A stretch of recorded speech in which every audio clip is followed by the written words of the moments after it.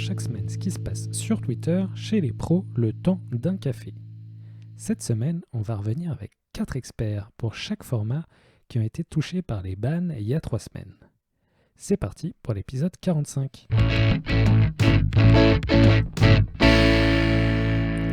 Mais tout d'abord, ce qui s'est passé et qui a été marquant cette semaine, c'est la fin des previews du prochain set Time Spiral Remastered. Je rappelle que c'est un set qui sort en mars et puis c'est un set fait à partir des cartes du bloc Time Spiral qui est sorti il y a de nombreuses années et qui aussi ont des reprints de cartes de différents sets dans l'ancienne bordure. Et ça me fait un petit peu rêver. Donc on a vu plus d'une centaine de cartes dans cette ancienne bordure. Moi, ça m'a fait chauffer mon portefeuille. Et puis on a déjà un aperçu de comment sera le draft de ce remaster set parce que toutes les cartes sont maintenant visibles. Ensuite, un débat, une controverse bien propre à Twitter, vient encore de la FFJV, la Fédération Française de Jeux Vidéo, qui organise des tournois de Magic. Vous savez que maintenant, Rémi Fortier, pour le grand bien de cette organisation, s'occupe et fait partie de l'équipe qui organise ces tournois pour Magic. Et ces gens-là ont décidé, et Rémi l'a annoncé, qu'il n'y aurait pas de délai pour les streams dans ces compétitions-là. Alors ça fait une controverse parce que finalement mettre 15 minutes de délai sur le stream, ça permet à personne de tricher à regarder la main de l'adversaire, mais c'est moins bon pour regarder l'événement et pour savoir ce qui se passe vraiment en direct. Ça n'est suivi entre joueurs compétitifs et organisateurs qui sont aussi finalement des joueurs compétitifs, en tout cas pour Amy. Qu'est-ce qui est le mieux? Vous pouvez participer à ce débat dans les commentaires ou sur le Discord. En tout cas, je ne sais pas trop, mais je suis impatient de voir comment ça va se passer au final, la diffusion de ces événements. Une news cette fois-ci pour les collectionneurs, parce que Peter Atkinson, l'un des fondateurs de Wizards of the Coast, a révélé des informations très précieuses pour les collectionneurs sur le print run, c'est-à-dire la quantité de cartes imprimées lors des sets alpha et bêta.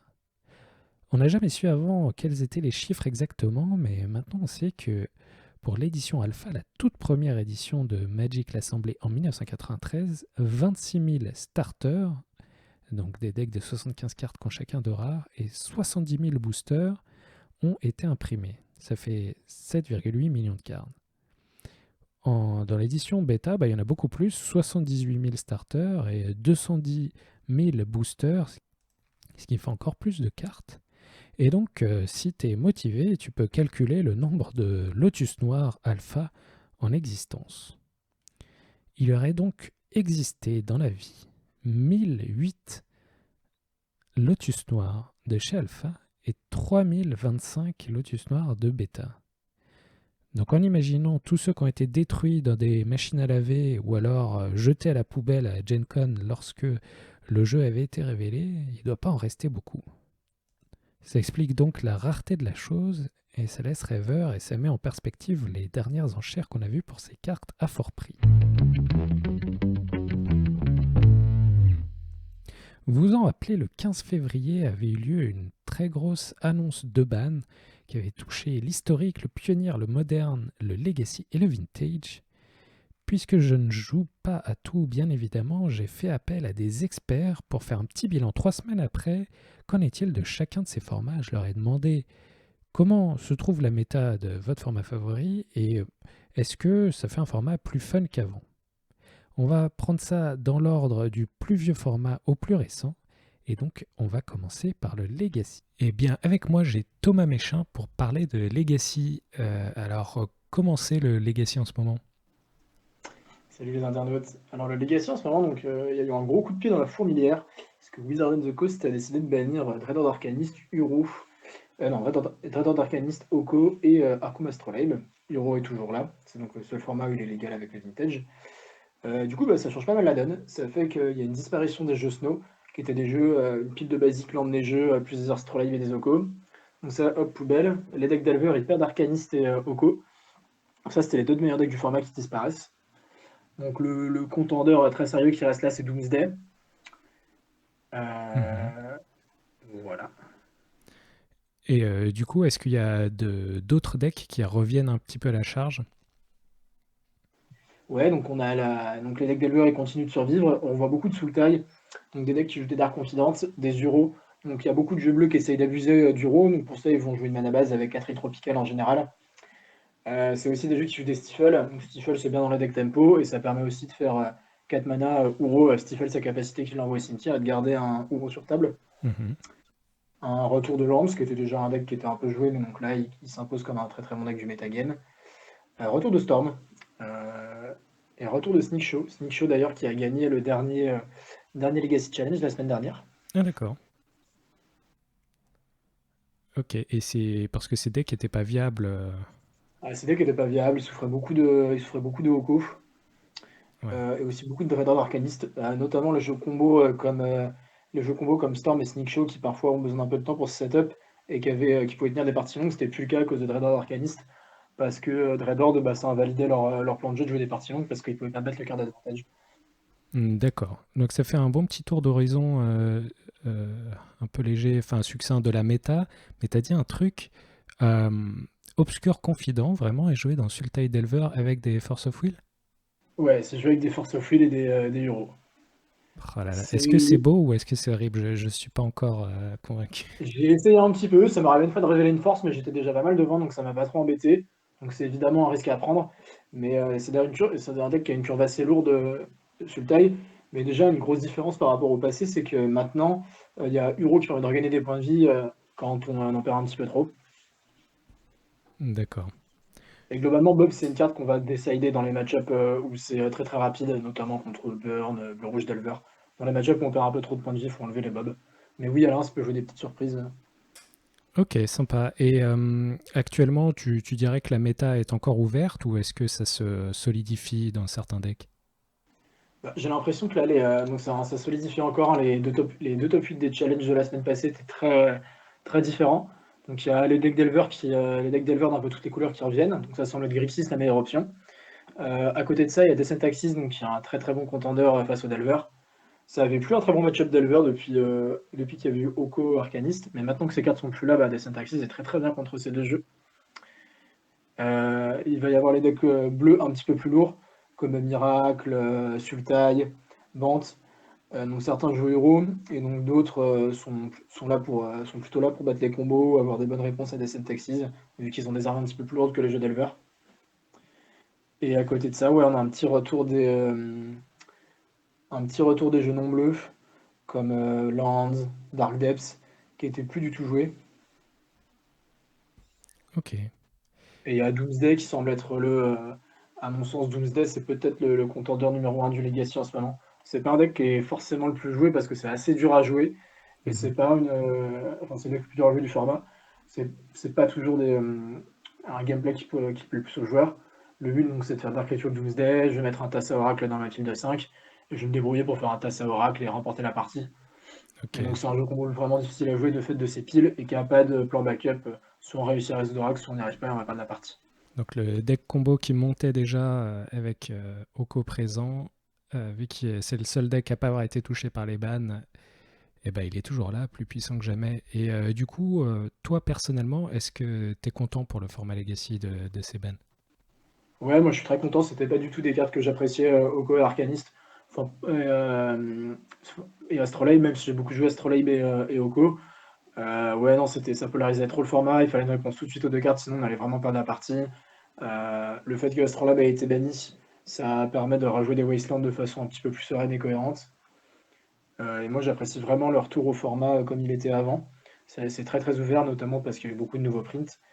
Le seul petit bémol, c'est que je pense qu'ils auraient du Banuro et qu'à terme, ils vont devoir le faire. Hmm, d'accord. Je pense que c'est toujours trop fort pour le Legacy dans tous les formats d'ailleurs, à part peut-être le Vintage. Mais du coup, les jeux essaient toujours de tricher avec Uro et de jouer plein de landes verts. Et c'est vraiment très très dur à battre Uro pour beaucoup de decks à la 1. Ok, donc bilan positif avec peut-être un petit retour de bâton qui va arriver bientôt pour Uro. Et parce que tu l'avais évoqué, je te propose de parler du vintage où l'Urus a été débanni. Alors est-ce que ça a une influence sur la méta du vintage? Ouais, il y a eu donc les deux meilleurs, le meilleur deck du Vintage, ça a été Dredge pendant quelques temps. Mhm. Dredge et enfin, les decks Bazar en Bagdad en général, avec Ogak. Et là, le déban de l'Urus a fait revenir les decks Underworld Breach. Mhm. dont les decks Underworld Bridge, donc c'est des Grixis, des espèces de Grixis contrôle combo. C'est plutôt combo, hein. Donc le but, ça va être de jouer pas mal de spells dans le tour. On va essayer de faire un Brain Freeze sur nous. Brain Freeze, ça dit pour un bleu, on se meule de 3 et c'est une carte qui a le déluge, donc on l'a copié pour chaque sort joué avant. Et en fait, ensuite, vous jouez un Underworld Breach et vous pouvez commencer à refaire des Brain Freeze sur vous. Donc vous allez pouvoir meuler tout votre deck. Et ensuite, on va finir par faire, un Brain Freeze qui va meuler le deck adverse. Et on peut faire un Ancestral Recall sur lui et puis gagner la partie. Et donc c'est D'accord. un deck qui joue Lurus en side parce que c'est un deck qui jouait aucune carte à plus de 3 CCM. Ce qui est... C'est un des seuls decks du vintage qui peut réellement jouer Lurus. Parce que sinon, la plupart des autres decks, ils jouent quand même tous des permanents à 3. Quasiment tous les decks bleus, on a recette. Bah, Dredge, il peut pas le jouer. Golos, les decks Golos, c'est les decks Shop. C'est des decks qui veulent toujours jouer des permanents avec un gros CCM. Et l'autre contender, c'est Rug et Xerox. Xerox, donc c'est Mhm. des decks qui jouent pas de cantrip et qui essaient d'être très mana efficients. Donc la force de ce deck, c'est de pouvoir jouer Renan Six et Deck Faiden. Et le deck qui profite aussi pas mal de l'inclusion du Breacher qui est sorti cet été. Ah oui. Et un Breacher, c'est vraiment une carte qui est exceptionnelle en vintage. Donc ça c'est c'est le retour de ce deck-là qui était un petit peu moins joué ces derniers temps et qui revient en force avec un Breacher. Ok, donc tu penses que c'était une bonne décision de la part de Wizard au vu de ce développement de méta des bans Lorus? Je suis pas très fan parce que j'ai pas l'impression que les joueurs s'en, même si enfin, je trouve qu'il faut plutôt pas trop écouter les joueurs et prendre de la data, mais en l'occurrence, je trouve que les compagnons c'est pas des cartes très intéressantes pour le jeu Mhm. et que c'était pas une demande de la part des joueurs, qu'il y a des games où on va vraiment les perdre parce que l'autre il va avoir un compagnon à aller chercher et que du coup ça polarise un petit peu les jeux autour de l'Urus quoi. Les gens ils essayent de jouer des Lurus ou des decks qui battent les decks Lurus. Donc je suis pas sûr que ce soit la meilleure idée, surtout que les decks en vintage, ils jouent très très peu de removal. Ils en jouent quelques-uns en side, mais sinon ils en jouent rarement plus de deux main decks. Donc c'est facilement une carte auquel on n'aura pas vraiment de réponse à la win. Ok. Ok, donc un bilan mitigé C'est pour ça. les joueurs et les joueuses de Vintage qui sont peut-être plus très nombreux, mais c'est important quand même de leur donner un petit peu parole et de savoir comment ça va leur format. Merci beaucoup Thomas pour ces informations sur le Legacy et le Vintage. J'apprécie beaucoup ton expertise. Et ben c'était un grand plaisir.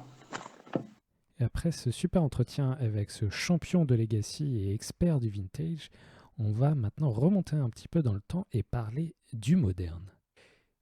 Et je suis avec Olivier Mastaorus de la chaîne MTG Adventures pour nous parler du moderne. Comment ça va Olivier?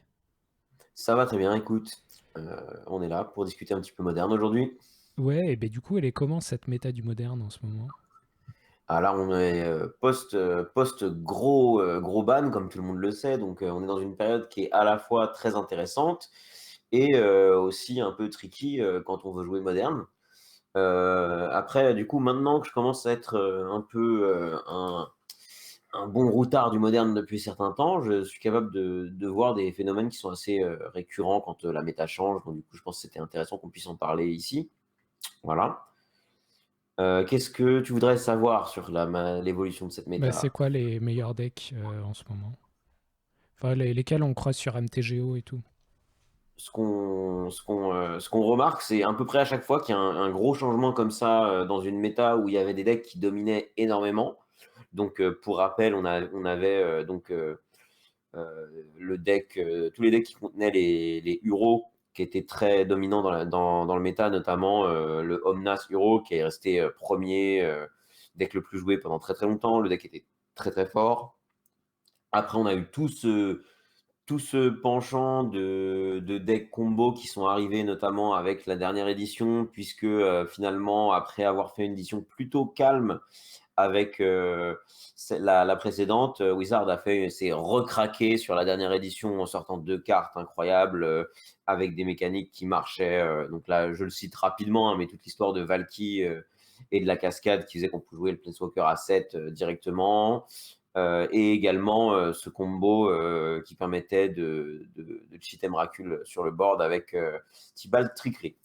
Du coup, une fois que tout ça c'est ban, ce qui est intéressant, c'est que comme d'habitude, on voit qu'il y a deux phénomènes qui se passent. D'une part, les anciens decks, les staples du format qui ont toujours été là, reviennent automatiquement dans les premières semaines. Alors là, on est quelques semaines passées, donc là, on a un peu d'autres decks qui viennent, mais basiquement, ce qui est assez drôle, c'est qu'on voit toujours que Burn, par exemple, redevient un des 3 meilleurs decks dès qu'il y a une série de bans comme ça.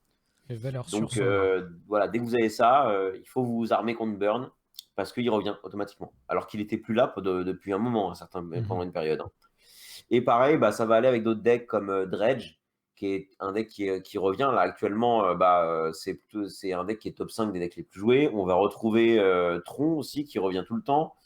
On va D'accord. retrouver des decks un peu plus anciens, mais qui vont toujours faire des résultats parce que leur principe gagne facilement quand on a une méta qui n'est pas très stable, genre du Boggle, de l'Infect.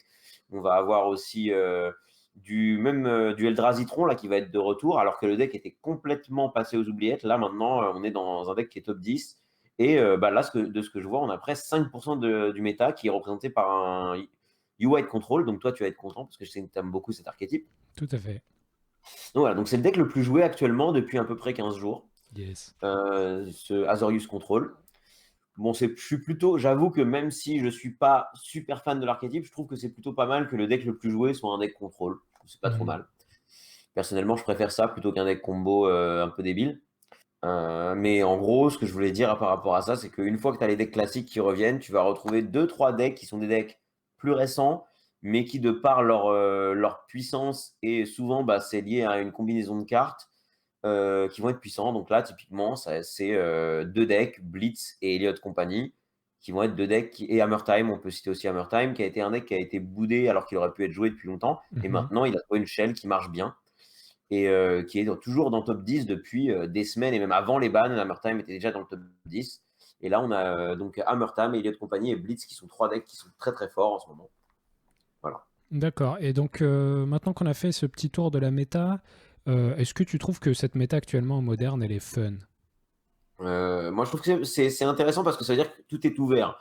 On a les derniers résultats des ligues et des challenges où on va avoir une diversité de decks qui est assez importante, ce qui veut dire concrètement que les bans de Wizard ont été bien, puisque souvent, quand une méta moderne est en bonne santé, on a une grande diversité de decks. Donc là, je trouve que c'est plutôt une bonne idée. Donc, jouer au moderne, beaucoup de choses sont ouvertes actuellement. Ok, c'est parfait. Merci beaucoup Olivier pour ton expertise. À bientôt. Pas de souci. À bientôt à toi aussi. Et maintenant, pour parler du pionnier, j'ai eu la chance de rencontrer Arias, qui en peu de temps est devenu un touche-à-tout de Magic et qui perf plutôt bien d'ailleurs en ce moment sur MTGO. On va donc écouter ça. Et pour parler de pionnier, je suis avec Arias. Comment ça va Arias ? Ça va très bien, salut, merci de m'avoir invité pour ce podcast. C'est un plaisir et puis une chance d'avoir un joueur de pionnier, ça devient un peu rare apparemment. Il y a eu aussi en pionnier beaucoup de bans il y a 2 semaines. Qu'est-ce qui s'est passé dans le format finalement ? Alors le format, comme beaucoup de formats, était dominé par Uro notamment, et aussi un deck combo qui s'appelait Upsol Spell, qui essayait de tuer avec une seule carte. Donc soit Balustrade Spy qui a été banni, soit Undercity Informer qui a été banni. Et donc ce sont principalement ces 2 aspects-là qui ont été bannis, un peu les jeux contrôle et cette combo-là. Car on estimait qu'elle n'était pas assez interactive et pas assez intéressante à jouer contre. Oui, d'accord. C'est vrai qu'on voit le groupe de ces 2 cartes de combo comme tu as dit, des midrange et contrôle avec Uro et aussi Teferi. Et avec Wilderness Réclamation. Et du coup, maintenant, 2 semaines après, est-ce que la méta s'est stabilisée ou pas et à quoi elle ressemble ? Alors, directement après les bans, on savait que les jeux agressifs, avec soit rouge aggro, soit plus sacrifice, comme on peut connaître en historique, allaient être forts. Donc c'était vraiment l'étape 1 du format. Et aujourd'hui, les jeux contrôle reviennent un peu, avec notamment Niv Mizzet. Un jeu 5 couleurs Niv Mizzet qui essaye de s'en sortir, mais sans Uro, c'est un peu plus compliqué. Donc c'est un peu ça l'état de la méta. Il y a beaucoup de jeux aggro différents. Il y a Mono Noir, Mono Rouge, Boros, Rakdos. Et après, on a 5 couleurs Niv Mizzet. Globalement, c'est à peu près ça, et on peut creuser un peu plus. Mais... Ok, donc c'est intéressant de voir qu'il n'y a pas tant d'archétypes différents, mais beaucoup de decks différents qui représentent ces archétypes. C'est super. Et du coup, est-ce que toi, tu trouves que cette méta est plus fun qu'avant les bans ? Est-ce que tu préfères ? Alors je préfère largement parce qu'elle est beaucoup plus interactive en fait. Les interactions sont beaucoup plus importantes. C'est pas forcément des jeux aggro qui vont essayer de all-in. Ça va être par exemple Rakdos Pyromancer ou Mono Noir aggro. Il y a beaucoup d'interactions et les games peuvent être très longues. C'est pas forcément des jeux aggro comme Mono Rouge Humbercliff qui va essayer de tuer T4. Eh ben C'est d'accord.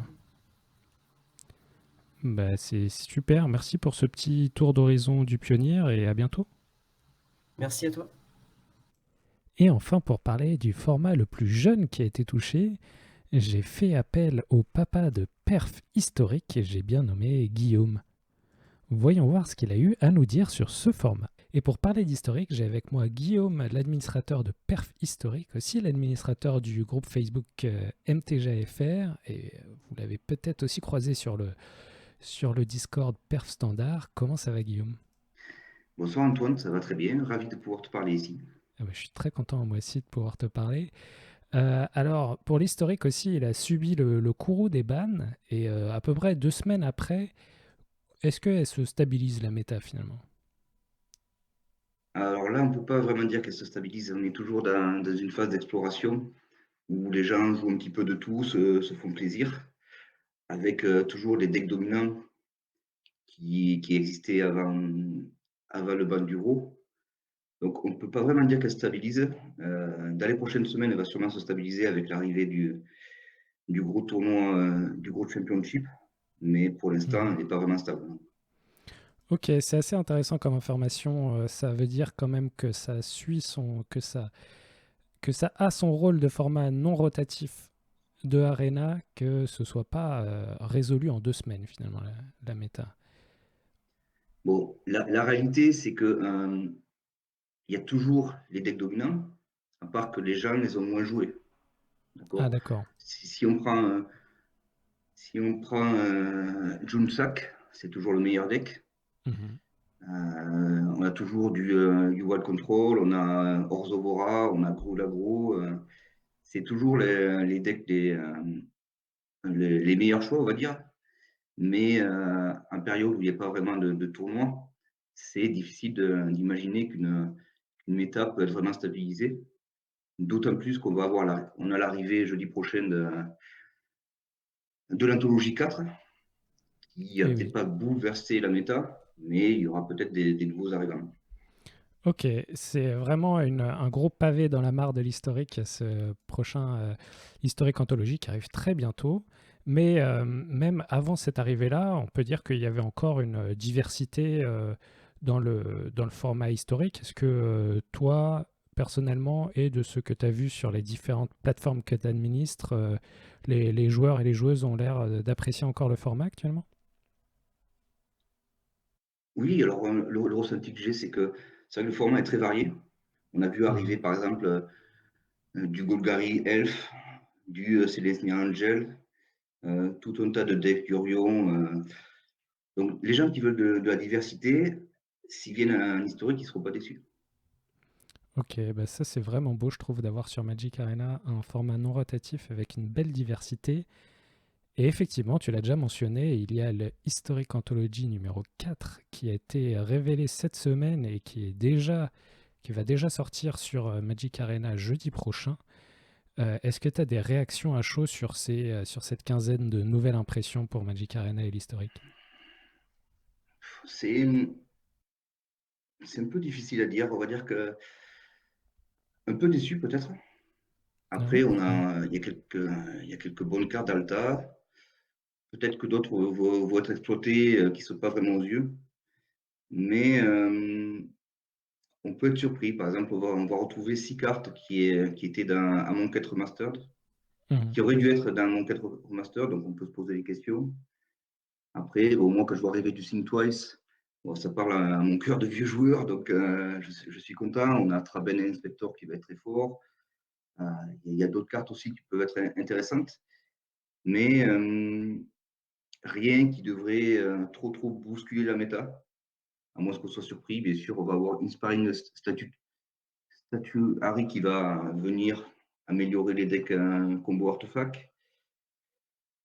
Mais bon, bien sûr, on a, oui, la dernière carte de Death Shadow, Est-ce que tu crois, qui toi, est, Death Shadow en historique? Alors, honnêtement, ça va être testé. Je peux me tromper, mais dans le format où Bloomstack est dominant, voilà, il va se prendre son claim, il va se calmer, mais voilà. Il va être testé, c'est sûr. On avait quand même Mono Noir Agro qui était pas si mauvais que ça. Donc forcément, tu vas rajouter ça par-dessus, ça ne va pas lui faire de mal. Donc, on va voir ce qui va être donné. Pour moi, ce ne sera pas aussi fort qu'un moderne, mais à voir. Ok, à voir. Je pense que c'est une bonne conclusion pour cette annonce dont on ne sait pas encore ce que ça va donner, mais c'est intéressant que quelque chose que tu n'as pas dit, c'est ça va tout changer. Il y a une carte totalement pétée, ce qui est plutôt pas plus mal. Donc merci beaucoup Guillaume pour ton expertise sur le format et surtout pour toutes ces plateformes que tu représentes et toute cette intelligence collective qui est perf et dont on peut profiter aujourd'hui grâce à Discord. Merci à toi. Et bien à bientôt. J'espère que ça vous a plu ces petits retours sur chacun de ces formats. Et comme je l'ai vu avec Guillaume en cette fin, effectivement on a une grosse news pour l'historique cette semaine, parce qu'elle a été annoncé, spoilé et arrive jeudi prochain le Historic Anthology numéro 4, c'est-à-dire un petit set de cartes que vous pourrez crafter sur Arena pour tous vos formats non rotatifs. Et donc on y retrouve dans ce petit set des cartes blanches, Triumphant Reckoning qui est pour les decks artefacts, Déclaration dans la pierre qui est un removal blanc pour 1 et 1 blanc, et c'est Théoméry qui va être content, l'inspecteur de Traven. Ensuite, on a quelques petites cartes assez fun. Je pense que toute la ville de Nantes est très contente de voir Think Twice qui vient dans notre format. Tu as aussi Spider Spawning de Innistrad et une carte de Kaladesh, Adorn Pouncer. Enfin, des cartes bleues, il y a Iceberg Cancrix qui est encore un crabe pour Millet qui vient lui de Modern Horizon, et Maritlage Slumber, qui est une autre carte avec le thème Snow de Modern Horizon. Enfin, des additions assez rigolotes pour des cartes qui se retrouvent sur Arena, parce qu'on a l'épée Sword of Body and Mind, donc c'est la première épée qu'on va retrouver sur ce programme, et on a aussi le petit équipement qui donne juste plus de +0, Bone Splitter. Pour porter tout ça, on a Goblin Gavlir qui lui gagne plus de +0 pour chaque équipement qu'il possède, ce petit gobelin. Et on a d'autres cartes de Amonkhet et Hour of Devastation. Il y a Torment of the Scarab et Flame Blade Adept qui sont des cartes bien pour Cycling, tout comme Face of the Devoted. Enfin, 2 cartes pour Elf, Lys, Alma Huntmaster et l'Abomination de la Noire. On trouve d'autres petits artefacts sympas comme Inspiring Statuary et Cold Steel Heart, un mana rock A2. Tu as le Manland, le terrain Blinkmoth Nexus qui est assez sympa je pense dans plusieurs decks. Enfin une petite légendaire Hamza, gardien des Arachines, et la carte Amit Eternal. D'autres petites cartes pour le fun qui viennent plus de commandeurs, Sotusk Demolisher, Harmless Offering et Collected Conjuring. Et enfin, les amateurs de Moderne seront heureux de voir Death Shadow venir en historique. Et ben, ça fait pas mal, je suis impatient de voir ce que ça va donner. Et voilà, c'est tout pour cette semaine, et sur ce, je vous dis à dimanche prochain.